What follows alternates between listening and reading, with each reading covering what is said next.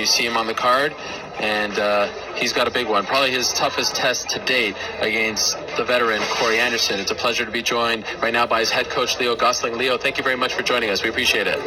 You just have to have the microphone close to your mouth. We want the world to hear you. So we were just talking about the fact that Johnny seems to be a bit of a nomad. Like, sometimes he's in Ireland, London, this time Russia. Why does he do this? And do you follow him to all these different places? Yeah, that's actually we started.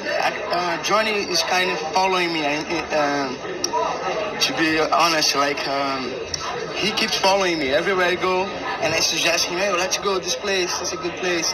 And so when he moved from Brazil, he came to England. Because I was in England, so we keep doing this way. Why do you think that's good for him? I have to say it's because of my father. My father used to teach me to train everywhere with many different coaches and different gyms. So that's what I keep following. Okay, and one thing I just have to ask, because I asked him yesterday, I was a bit surprised by the answer. I said, because of what happened with your shoulder when you celebrated, does that mean you're going to calm down with the celebration? He said, no, I'm going to do it even more now. Was he being serious? I hope he's joking. Okay. I hope he's joking. Just chill out with the celebrations. Yeah. We don't want another surgery. Need him to fight more often. Can you talk about the guy's personality? Just because everything he does, just the cameras love him. Whatever he does with his eyes, I don't even know how to describe it. What is it like being around this guy? I have to tell you, he surprises me. He keeps joking with me all the time and making. I never know when he's true or when he's playing, so it's kind of, that's his personality every day. What is his prime motivations in fighting? Why does Johnny do this? I don't know. I think he just wants to enjoy more for himself, like he just likes to do that, That's his way. I gotta say, when he was standing next to Corey yesterday, he looked massive. I mean, how much weight does Johnny cut, and does he have usually a size advantage against all of his opponents, do you think? Yes, brother. He goes around 108 kilos. I don't know in pounds, but so he cuts a lot of weight.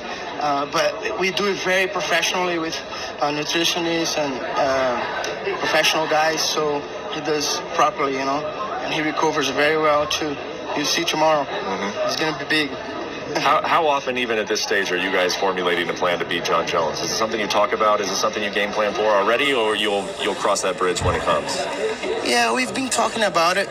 I know each time he can do it. He can beat Jones, but I still want him one more fight after Corey. So, but let's see what happens. I don't want to think too much. We need to think about Corey tomorrow, and let's see what happens tomorrow. That's interesting. What would one more fight do before fighting John?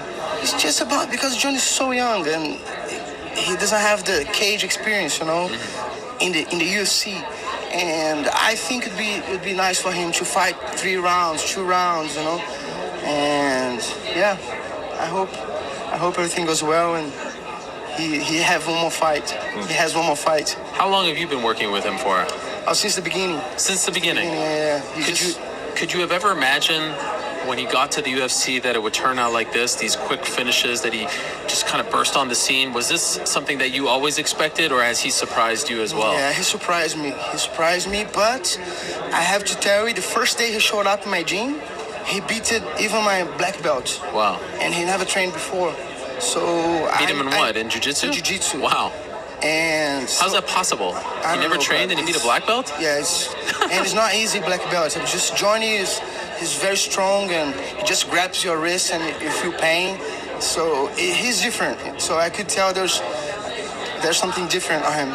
So we get excited, the media, the fans get excited when we see these quick finishes, right? But for you, the coach, is it almost like a gift and a curse? Yeah, it's great, but you also want him to get a little more experience in there. Is there a part of you that's like, can we just go to the second round just so we can figure a few more things out? Yeah. I know what he's capable of doing it.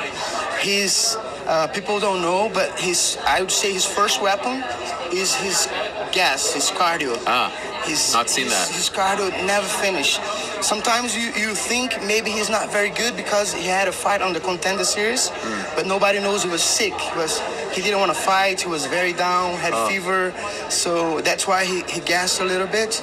But you see how good he is in grappling, in jiu-jitsu. And by the way, in the regional scene, was he always doing the theatrics, the dancing, or did that just come when he came to the UFC? Yeah, he always danced. Always Danced. Before the fight, he used to striptease. Striptease. Yeah. You have, Interesting. on the YouTube, you find it.